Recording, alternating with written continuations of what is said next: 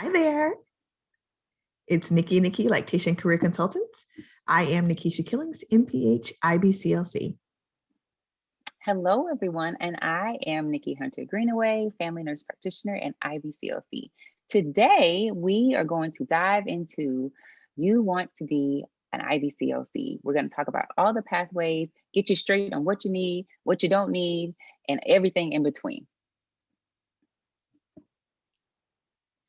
All right, so this is a fantastic snapshot to show you the entire journey towards IBCLC. It's your journey map.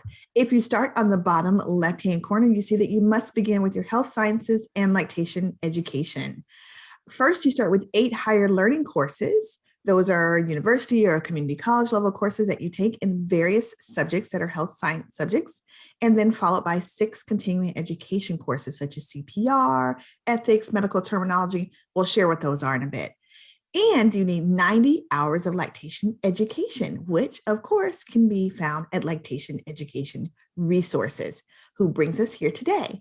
And you also need 5 hours in communication skills, which are again offered by Lactation Education Resources. Moving forward, then you move into your clinical hours. This is what determines what pathway you are on. We'll talk about what pathway 1, 2, and 3 are. And then, of course, you go all the way to the exam and off to work you go. All right, so let's dive into the health sciences education. So you need 14 health science subjects: biology, human anatomy, human physiology, infant and child growth and development, introduction to clinical research, nutrition, psychology or counseling or communication skills, sociology or cultural sensitivity or cultural anthropology. These must be completed from an accredited institution, obtain a passing grade of pass or fail, need a minimum of 1 academic credit session in length. Most courses cover topics in 25 hours. And also remember that some of these courses are combined. So for some of you healthcare providers, you may have had human anatomy and physiology. So just double check your syllabus to see what exactly is included. Content must be on the subjects listed in the Health Sciences Education Guide. Now, you also need basic life support, hashtag CPR. You need medical documentation, medical terminology, occupational safety and security for health professionals, OSHA, professional ethics for health professionals, and then universal safety precautions and infection control. That's all the stuff that we've been doing a whole lot of recently.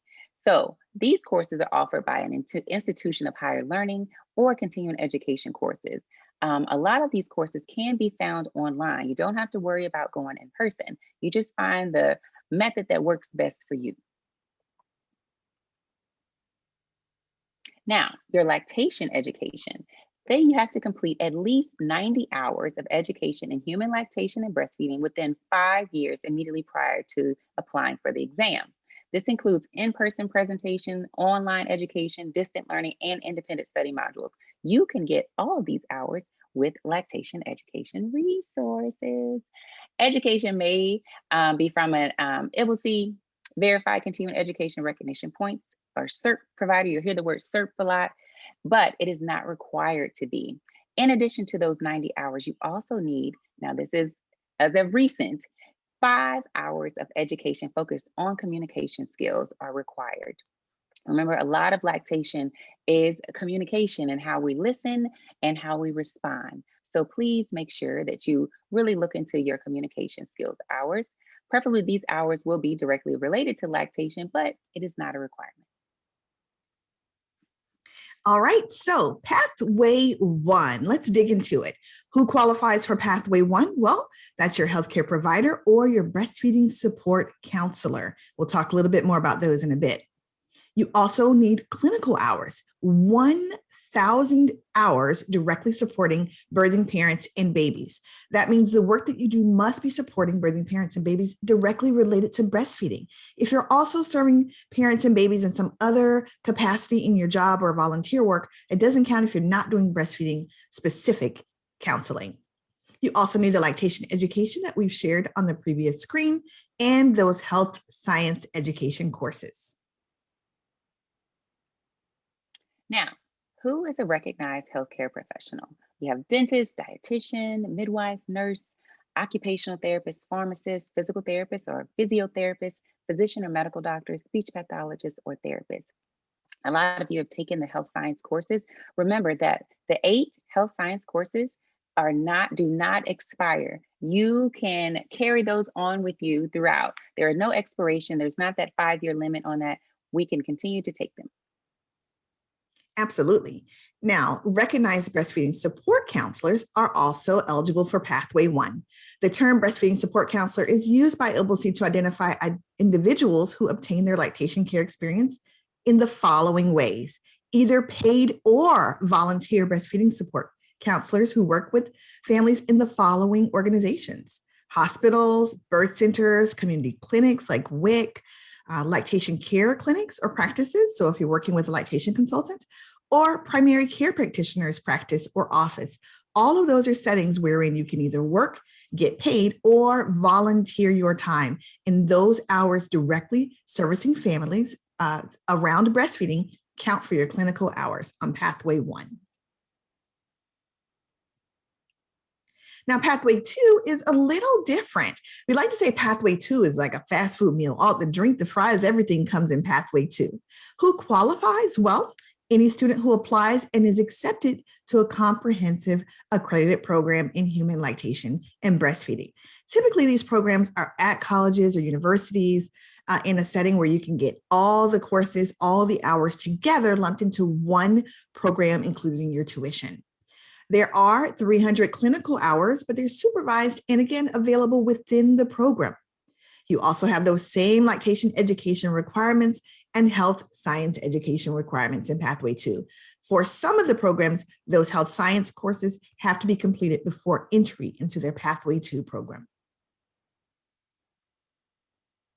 So what are the accredited Pathway 2 programs in this country currently? Well, in the United States of America, there is UC San Diego in San Diego, California, Northwestern Technical College in Rome, Georgia, Henry Ford College in Detroit, Michigan, Johnson C. Smith University in Charlotte, North Carolina A&T State University in Greensboro, North Carolina, UNC Gillings School of Global Public Health in Chapel Hill, North Carolina, Union Institute and University in Cincinnati, Ohio, Portland State University at Portland, Ohio, and Drexel University in Philadelphia, Pennsylvania. Please note that those that are in pink are online. At least some portion of the program offers distance learning. So if you're not in the United States or local to any of these programs, you can apply and attend online. Pathway 3. So Pathway 3 is what I call the DIY pathway. You're trying to figure out all these things. You have to piece it together because you're not in a program or in a setting to get all the hours. You have to find everything on your own. So who qualifies? Any aspiring IBCLC who is able to have an IBCLC supervise their clinical hours. You have 500 hours directly supervised by an IBCLC in good standing within the 5 years preceding the exam. Now, this IBCLC doesn't have to have been one for a long period of time, but you do want to find someone that has had some experience in various areas that can give you the best experience possible. And you can have more than one. You just have to complete a form for or verify each individual IBCLC experience. Lactation education, you still need your 90 hours of lactation education plus 5 hours of communication skills. Again, health science education is 8 higher education courses and your 6 continuing education courses. And there you have it, friends. That is the whole journey map toward IBCLC. What are some next steps? You're going to map out where you are and how to get there. So look at the journey map, pinpoint where you are, and figure out how much longer it's going to take you to get there based on your goals, based on your family situation, your work situation, because everyone's pathway is different. The pace is different also. So how long will it take realistically? It all depends on you and your situation. What do you need today to best prepare? You need to look at some of our worksheets that we've provided. Look on LER's website for guidance and any resources and updates that will be available from IBCLC, from ourselves, and from lactation education resources. This again has been Nikki and Nikki Lactation Career Consultants, brought to you by Lactation Education Resources. Good luck on your journey. We've got your back. Follow us for more information. Take care. Thank you.